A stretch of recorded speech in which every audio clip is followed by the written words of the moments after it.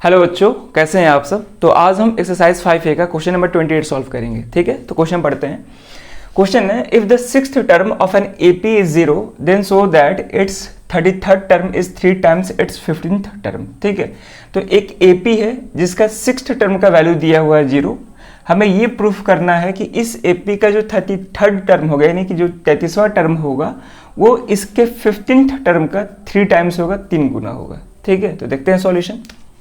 तो ये क्वेश्चन 27 के सिमिलर ही है। तो गिवन क्या है, यहां पे गिवन है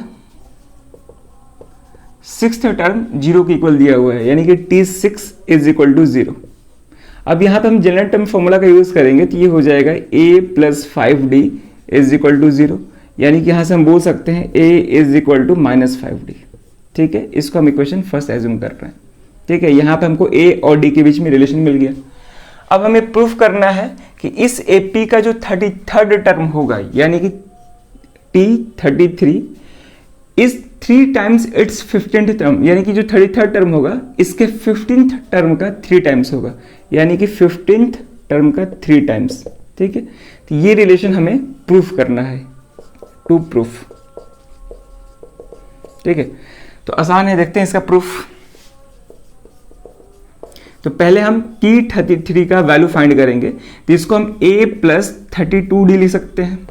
T33 को जैसे कि अगर हम nth टर्म फॉर्मूला लिखे तो ये क्या होता है, a plus n minus 1 into D. ठीक है, तो यहाँ पे d के साथ वही नंबर मल्टीप्लाइड होता है जो n से एक छोटा हो।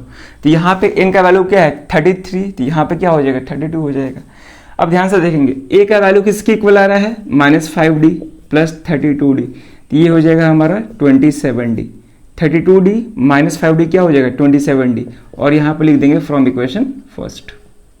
ठीक है, इक्वेशन फर्स्ट का यूज करके हम यहाँ पे a की जगह पे माइनस 5d सब्स्टिट्यूट किए हैं।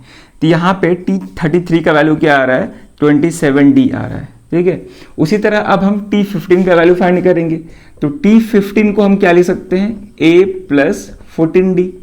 फिर से हम a की जगह पे माइनस 5d रखेंगे, तो यहाँ पे हो जाएगा माइनस 5d प्लस 14d, जो कि हो जाएगा 9d। तो यहाँ से T15 का वैल्यू क्या आ रहा है 9d के इक्वल आ रहा है। ठीक है ना। अब हमें प्रूफ करना है कि ये इसके 3 टाइम्स होगा। तो यहाँ पर हम रेशियो लेंगे, T33 का और T15 का रेशियो लेंगे, तो यहाँ से हो जाएगा T33 divide by T15 is equal to, इसका वैल्यू क्या है 27d, और यहाँ पे इसका वैल्यू आ रहा है 9d।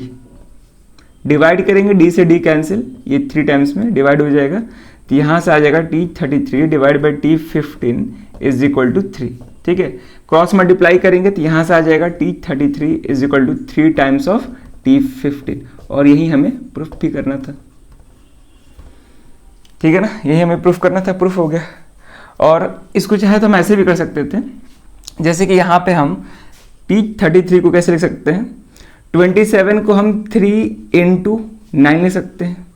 ठीक है ना, 27 को हम 3 इंटू 9 लिख सकते हैं, और यहाँ पे d, तो 3 इंटू 9d किसके इक्वल है, यहाँ पे 9d जो है T15 के इक्वल है, तो T15 हो जाएगा यहाँ पे। ठीक है, तो 3 टाइम्स ऑफ T15, तो ऐसे भी कर सकते थे इसको। ठीक है ना, तो एकदम क्वेश्चन नंबर 27 के सिमिलर ही है, उसमें भी हम ऐसे ही सॉल्व किए थे, इसको भी ऐसे ही सॉल्व करना था। ठीक है ना, वहाँ पे 4th टर्म गिवन था, यहाँ पे 6th टर्म 0 के इक्वल दिया हुआ है, तो वहाँ से आपको a और d के बीच में रिलेशन मिल गया कि a is equal to minus 5d। अब हमें T33 फाइंड किए, तो यहाँ पे 27d इसका वैल्यू आ रहा है, और T15 का वैल्यू आ रहा है 9d।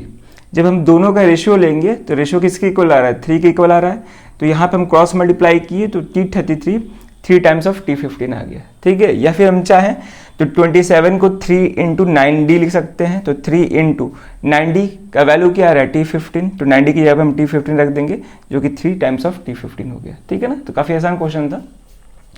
वैसे ये बोर्ड में पूछ चुका है, तो इंपॉर्टेंट क्वेश्चन है, तो क्वेश्चन को प्रैक्टिस करते रहिए। और इस वीडियो में ये क्वेश्चन रखते हैं, अब मिलते हैं नेक्स्ट वीडियो में नए क्वेश्चन के साथ। Thank you.